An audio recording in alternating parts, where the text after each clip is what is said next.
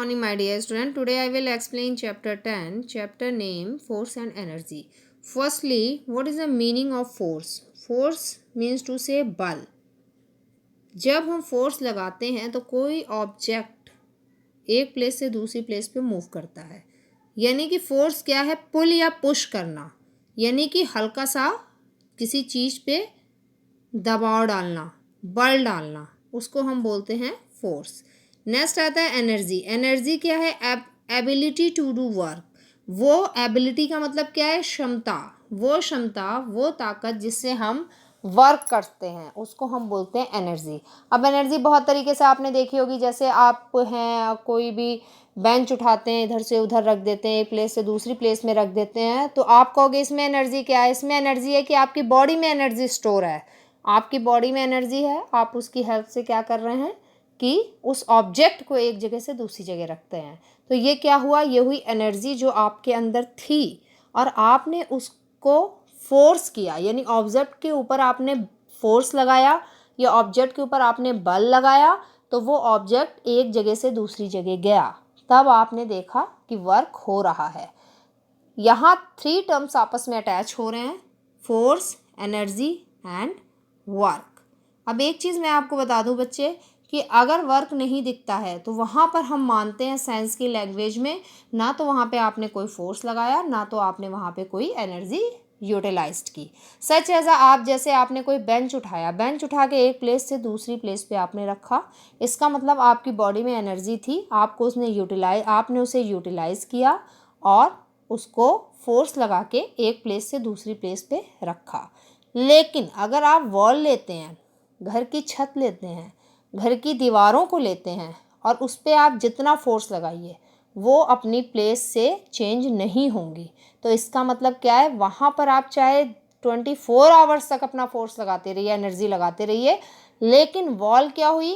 Wall एक place से दूसरी प्लेस पे मूव नहीं हुई. इसका मतलब वहाँ पे वर्क क्या है? ज़ीरो. और जहाँ पे वर्क ज़ीरो हो जाएगा बेटा, वहाँ पे फोर्स और एनर्जी सारी ज़ीरो हो जाएगी. तो देखा चैप्टर कितना इंटरेस्टिंग है. अब हम इस चैप्टर को आगे पढ़ेंगे, यही हमारा आगे बताएगा कि force, type of energy. Now first force मैंने अभी आपको एक्सप्लेन कर दिया था कि फोर्स क्या है? पुल या पुश, किसी पे थोड़ा सा पुल करना या पुश करना जिससे ऑब्जेक्ट एक जगह से दूसरी जगह मूव कर जाए, उसको हम क्या बोलते हैं? फोर्स.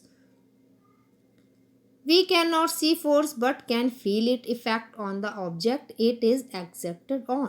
फोर्स को हम देख नहीं सकते हैं, लेकिन आप उसे फील कर सकते हैं. जैसे देखिए, ये चाइल्ड है, फोर्स लगाया इसने और इसके ये जो ऑब्जेक्ट था एक जगह से दूसरी जगह जाएगा. इसी तरीके से ये चाइल्ड भी लगा रहा है, एक जगह से दूसरी जगह जा रहा है.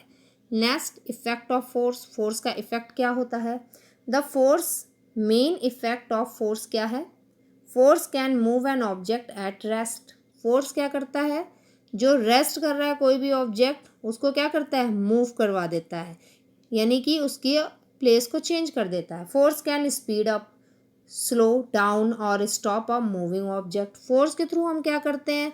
किसी भी ऑब्जेक्ट की स्पीड को बढ़ा सकते हैं, उसकी स्पीड को स्लो कर सकते हैं, उसे अप कर सकते हैं, डाउन कर सकते हैं और स्टॉप भी कर सकते हैं. देखिए, जैसे ये चाइल्ड है, यहाँ पे बना हुआ है आपका.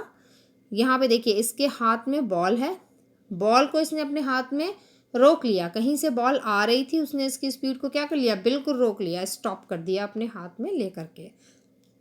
नेक्स्ट है, फोर्स में change the direction of a moving object. Force जो है ऑब्जेक्ट की डायरेक्शन को भी चेंज कर देता है. अगर ईस्ट में कोई चीज़ है, आपने फोर्स लगा के साउथ में भी रख सकते हैं, वेस्ट में भी रख सकते हैं. फोर्स में change the shape and size of object. Force जो होता है वो ऑब्जेक्ट के साइज़ को भी चेंज कर देता है और शेप को भी चेंज कर देता है. आपने देखा होगा, जैसे हम कई बार खेलते हैं तो नेट वगैरह लगे हुए होते हैं बास्केटबॉल में. अब आप बहुत देखिए, नेट जो लगा हुआ था बिल्कुल स्ट्रेट होता है, लेकिन आपकी जब उस पर फोर्स लगाते हैं बॉल के ऊपर, बॉल बहुत स्पीड में जाती है, तो नेट की शेप चेंज हो जाती है. तो ये क्या कह रहे हैं? ऑब्जेक्ट की शेप और साइज दोनों को चेंज कर देता है. Force can make things move. अब फोर्स से मूविंग कैसे होती है? कह रहे हैं, ये देखिए यहाँ पे आप ये एग्जाम्पल, इसने क्या किया है?